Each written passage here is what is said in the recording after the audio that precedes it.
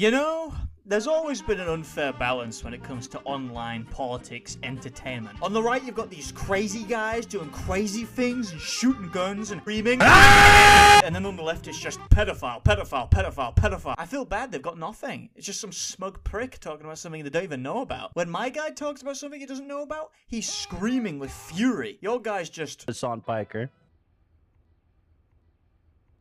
Thank you. They haven't got Alex Jones reacting to his own court loss, making funny noises and faces. $60 million. Yeah. Emotional distress damages, past and future, $60 million. So this brings us to my little guy, my little fella. Ethan is online. This guy is not unique. There's like 500 of this exact dude. They get built somewhere in LA. They got the same politics, the same IQ, the same smugness. But you know what they've not got? They've not got his blood cholesterol percentage. They've not got his BMI score, and you can't take that away from him. You put your finger in his mouth. Put your finger in his mouth right now. You're not getting that back. You're not getting that back, and I tell you that right now. He has a hunger that they don't have, and that's why he's got 250,000 subscribers off his shit takes. I fucking hate politics, I swear to God. We were deprived of a great mukbanger because of fucking Obama. Here's one of Ethan's best videos. You're wrong about modern art. This video is 40 minutes of some smug cunt explaining how you're not intelligent enough to understand the genius of this. This video itself is performance art representing a man drowning. Ethan is an all art is political fucker. There's a political component, right? All art is inherently political, either in its influences, messages, or implication. 101, guys, this is baby stuff. When they say that, they don't mean all art is political. What they mean is that there is no art they cannot propagandize. Every single time this comes up, you always see this picture of an anime girl eating a burger, and these guys turn around and they go, that's brand consumerism. They obviously did not make that as a hard-hitting critique of the fucking McDonald's hiring process. When you draw a stick man, does it represent the trials and tribulations of living with Down syndrome? This is why everybody hates you. But it makes perfect sense why these people think that all art is political. These guys can't go to a restaurant if the head chef's sister's husband holidays in Israel. It makes perfect sense why they think all art is political. This video starts with Ethan critiquing PragerU on their opinions of modern art. Just to let you know, both of these people are incredibly pretentious, and as comes hand in hand with pretension, very inarticulate. So I will explain all of their arguments in one sentence or less. PragerU's point is basically, looks good is good. Now, Ethan has two arguments in this video that are directly contradictory. He says all art is subjective and no piece is technically better than the other. The profound, the inspiring, and the beautiful were replaced by the new, the different, and the ugly. Nah, new art style's ugly. I mean, that's mad. Not only is that completely subjective, but he also clearly doesn't actually think that because he keeps bringing up that classical art is worse than modern art. Michelangelo carved his David out of a rock. The Los Angeles County Museum of Art just offers us a rock. more deceptive language, more lying by omission. We all know Michelangelo and his classic rock. It's actually called levitated mass, if you even care. I've seen it in person, and it's really cool. It's not just a rock that you look at, like other sculptures. It's a sculpture that you walk under. This is like the world's first fucking discovered homosexual caveman.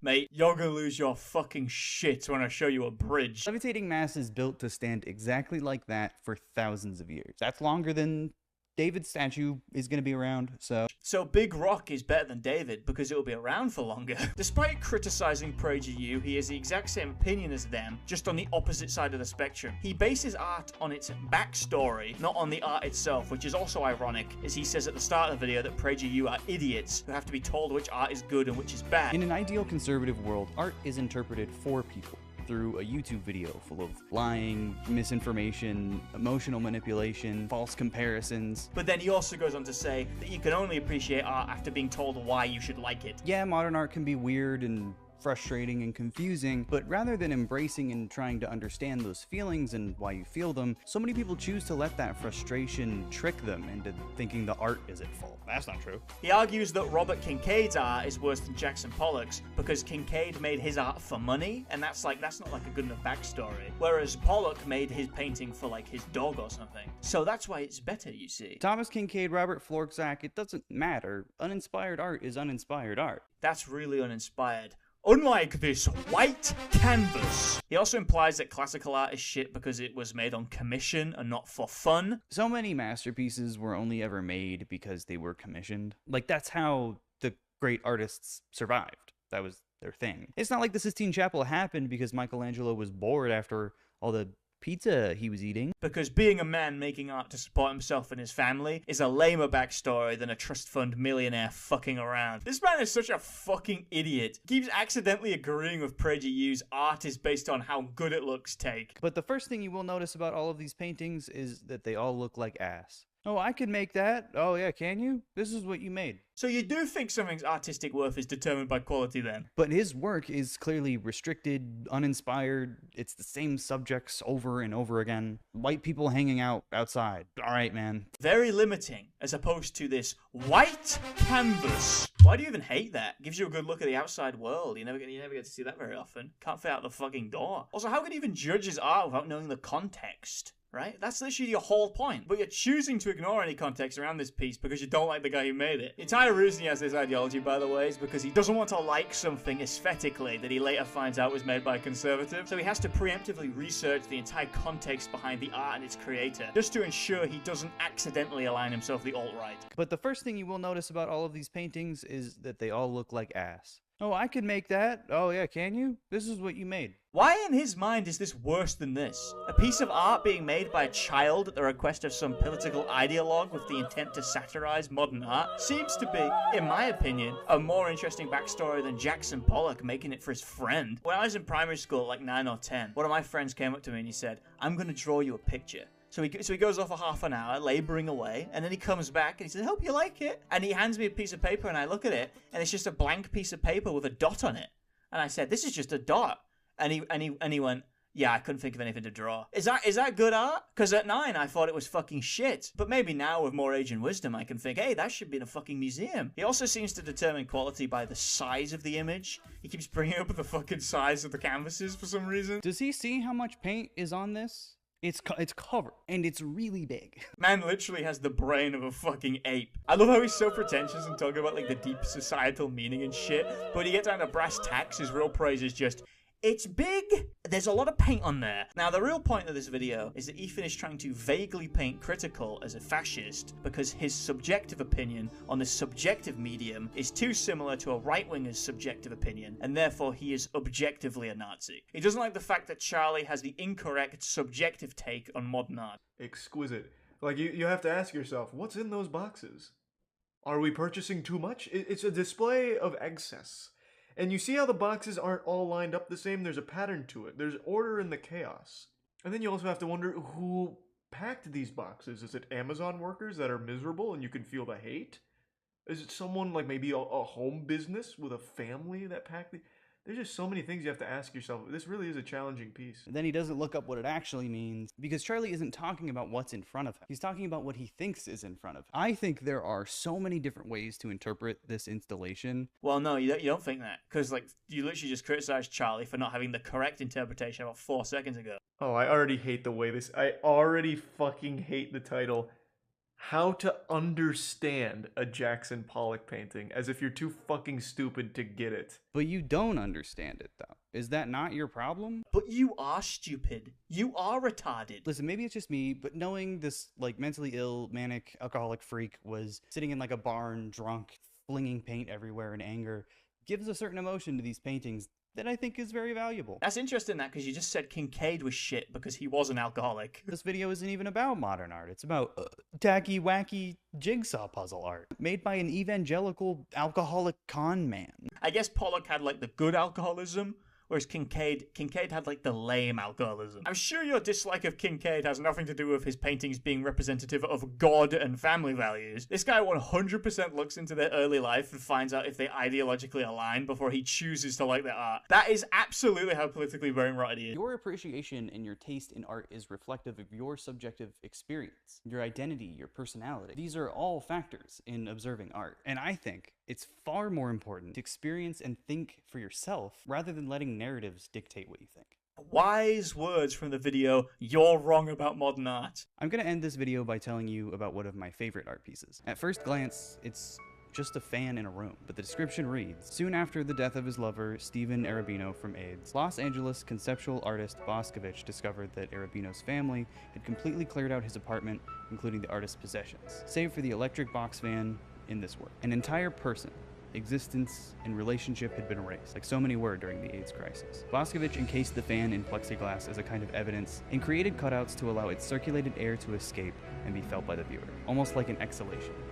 In a sense, restoring Arabino's breath. At least as a facsimile in memoriam, Boscovich makes a tender, broken-hearted gesture towards some form of eternal life.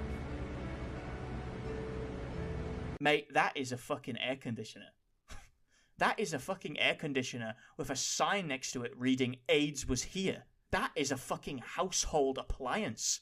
That is not art. What else was in that museum? Fucking Bill Cosby's air fryer? The plaque reads, date rapist Bill Cosby fried his rice and spaghetti here. It represents his hunger for sexual abuse. The top comment under this video is, Charlie seems like the kind of person who'd go into an art museum and not read a single plaque. May as well just have the fucking plaque on display then, mightn't you? Why isn't the plaque the exhibit? Better yet, just put fucking his corpse in a box and chuck that on display. Based on this video, I've come to the conclusion that modern art actually rejects the entire notion of interpretation because they all have one specific meaning, and if you don't understand that meaning, then you're doing it wrong. Which would explain why these types of ideologues love it so much. As you can probably guess based on all this, Ethan is incredibly politically brained. Probably more so than anyone I've ever seen before. This guy is also literally incapable of talking about anything without attaching political meaning to it. He's also so anti-right-wing that he literally refuses to agree with any opinion, regardless of how normal or positive, that he thinks a right-winger could also possess. He bases his entire existence on being a contrarian, to the point where he will defend some quite weird shit just to try and own the chuds. I mean, we're talking about a man who said that anti-pedophilia was highly conservative in nature. The predator-hunter, anti-pedophile dog whistles are extremely right-wing in nature. As if it's like a bad thing.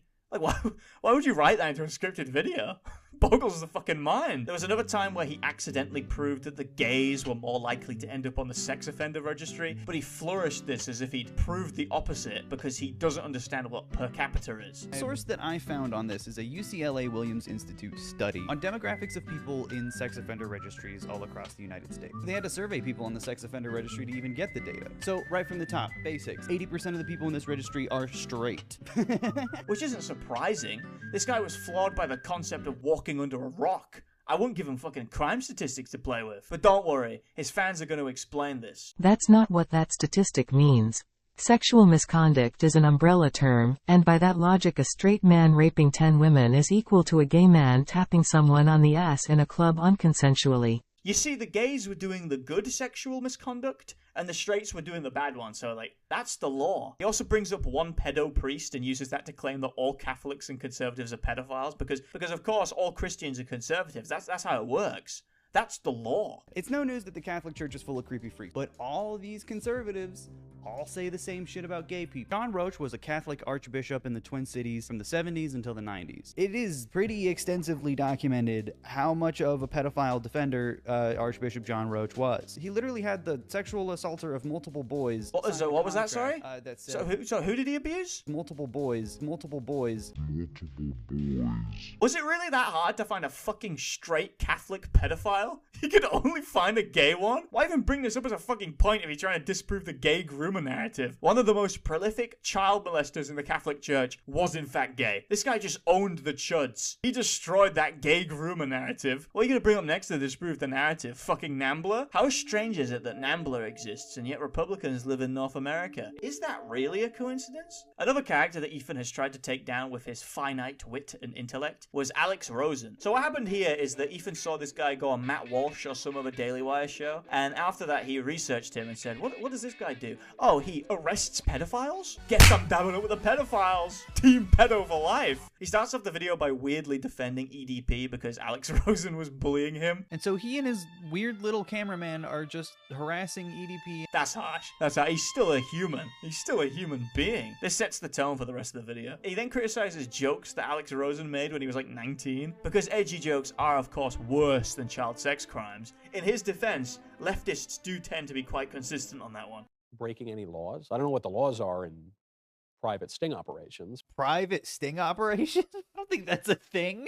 He's just making stuff up. Doesn't know what private means. His girlfriend does OnlyFans. He has no concept of privacy. Even if it was like private, that would imply that he was like licensed as a private investigator or something. No, it doesn't. It implies private is in not public. Do you think something being private means it's professionally certified? Do you have certified fucking Down syndrome? I mean, you texted her like 4 times in a row, multiple times.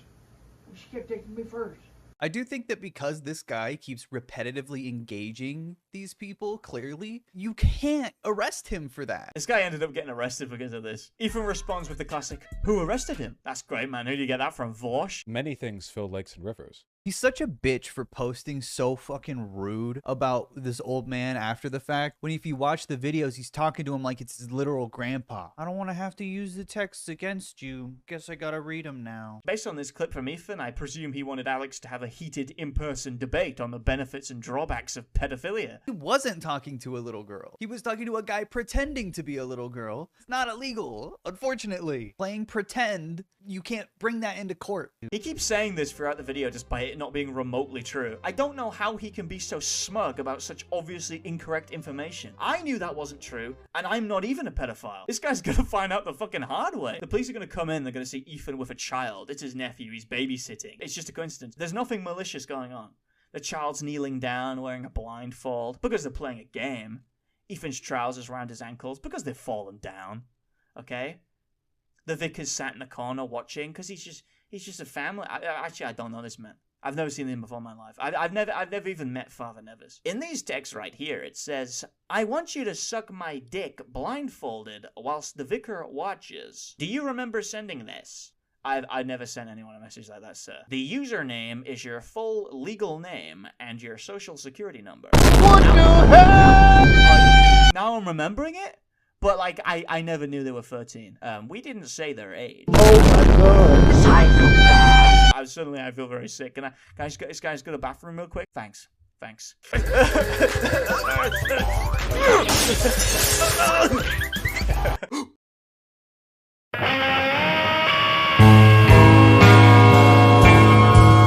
Like, this dude probably makes plenty of money off this shit, but he's not paying for therapy. He's not getting these guys into, like, a housing that's away from, like, anyone they could do any harm to, that has no internet. He's not doing shit. And he gets called a hero for it by hogs like Michael Knowles. So that's what you spend your time doing, is it? Raising money for the most downtrodden people in America. Child rapists. He's literally sweating whilst he says that, by the way. He's sweating like... Well, he's sweating like a nonce. I don't think we should send child abusers to prison. That's a bit harsh. Maybe we should get some housing for them. Let them keep their video and live streaming equipment, maybe. Just an idea. Best part is after he got absolutely destroyed over this retardation, he starts virtue signaling about how would a victim feel if they watched this softball interview. So, bro, you don't even want them in jail. How would victims feel if they saw you housing and feeding the pedophile that molested them? Is it just because they're idiots? Are they idiots?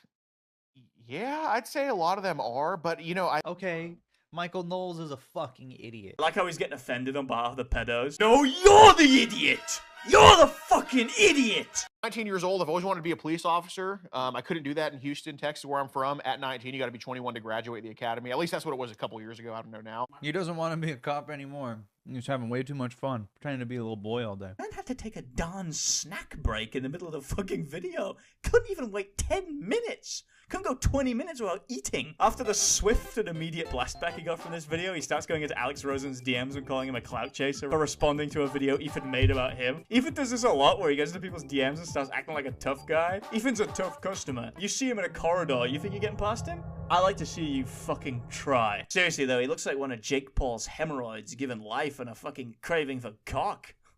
He looks like Sam Smith's skin cancer. He looks like the runner-up on an interspecies dog show. He looks like Kurt Cobain after the suicide. Anyway, he keeps arguing with Alex Rosen on Twitter, refusing to bait him live, which was a good idea because he would have been fucking destroyed. After people kept calling him a weird freak for running the Pedo Protection Patrol, Ethan hits us all with this tweet. Really cute to keep making videos harassing a victim of multiple CSA for calling out the unethical and suspicious practices of a YouTuber wannabe cop. Seriously, Exactly. Fuck all of you. You're defending an actual predator, but you don't care because you want the content. You're sick. If I saw some overhated hog YouTuber sitting for tea with the man that groomed and assaulted me, I'd be sick to blah blah blah. You know, you get the idea. He fucking got raped as a kid. He's never been happier since. This is a classic leftist tactic, by the way. They'll go super hard on someone, calling him a Nazi and a pedophile and like whatever else they can come up with. Then as soon as they get a response, they turn around and start crying about how much of a victim they are, like a little bitch. Next up, we got the Super Mega situation. Now, before we start with this, I want to let everybody know that I hate literally everybody involved with this, including the victims. So we got Tweedledum and Tweedlespick, the Golem, Venereal Disease, gay, and fucking gay. A simple summation of the entire situation is that Ethan's girlfriend is an OnlyFans model, and due to the process of time, is quickly losing her career. She was banging some Super Mega artist and decided to accuse him of rape a fair few months after sucking the dude off. Second is Don holding Lex in his arms. Lex replied, "Strange woman fresh from the ocean." This woman has a type. She was also a jobless NEET who was scrounging money from Super Mega and was put up by them for 6 months until they told her to get a fucking job and kicked her out after she had turned down an offer of $10,000 to spend on an apartment. At this point, she decides to make a video explaining how Super Mega had covered up her fake rape and forced her into crippling homelessness. And then they word stuff like, I have to feel like I owe them something. I don't owe them anything. They weren't charging me rent. They said I could stay there. You know, if he didn't like me there, he could have done a lot of different things. He could have just opened his mouth. This clip is how you know that this woman is a cunt. There was some of her shit going on, like a Ehore morgue pie getting used for her body. What happened with me and Matt was he led me on severely. He basically used me for my body. As if she has any actual worth beyond that. And this gay dude crying about people using the N-word. And then it turns out he was routinely flopping the old Todger out and slapping it around the office. Nick is Not Green made a video pushing the allegations and as such ended up getting the brunt of the harassment. But the thing about Nick is that Nick, he's just the golem. He's just the puppet. Ethan is actually to blame. I know people will say, Nick is an adult who can make his own decisions. Nick is like fucking barely an adult. Look at him. He's like a fetid little man boy. He looks like a Quentin Blake illustration. Ethan is the real mastermind, even though he admittedly also looks like the Pillsbury Doughboy. When Nick apologized for the video, Ethan kicked him off the band. Literally, they had a band called Queef Fart Ass Shit or something. Pineapple upside down, yeah. In the toilet, I make a brown, yeah. These guys are both facing 30. One of them is facing 30 fucking kilotons. When Super Mega were losing subs, Ethan went on stream with the Super Mega subscriber count in the corner, whilst him and the rape victims smoke weed whilst giggling and pulling up a response video bingo table trying to predict what they'll say in their response. As it turns out, the response was just to totally disprove the allegations. So, a little bit awkward in hindsight. That's probably why he deleted it, I'd assume. Ethan disagrees, of course, because he later goes on Twitter to prove these allegations are true. This will take all of the knowledge he's gathered over his entire life. He has studied and practiced these complex techniques for years. He builds upon the work of humanity's greatest scholars, philosophers, scientists. He represents thousands of years of human knowledge. Upon his shoulders rests the future of debate and philosophy for years to come.